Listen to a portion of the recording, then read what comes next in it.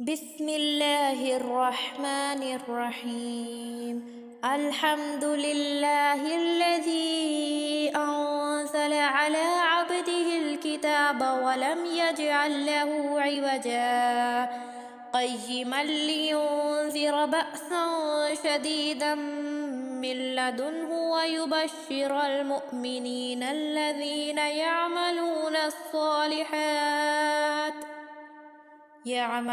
الصالحات أن لهم أجرا حسنا ماكثين فيه أبدا وينذر الذين قالوا اتخذ الله ولدا ما لهم به من علم ولا لآبائهم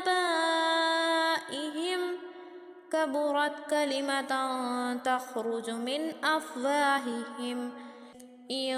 يقولون إلا كذبا فلعلك باخع نفسك على آثارهم إن لم يؤمنوا بهذا الحديث أسفا إنا جعلنا ما على الأرض زينة لها لنبلوهم أيهم أحسن عملا وإنا لجاعلون ما عليها صعيدا جرزا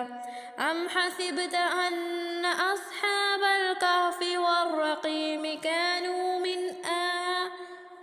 كانوا من آياتنا عجبا إذ أوى الفتية إلى الكهف فقالوا ربنا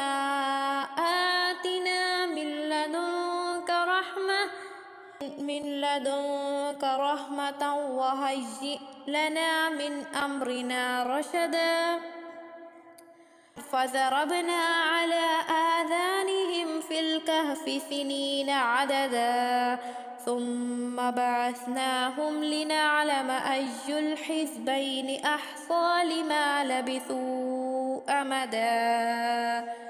نحن نقص عليك نبأهم بالحق إنهم فتية آمنوا بربهم وزدناهم هدى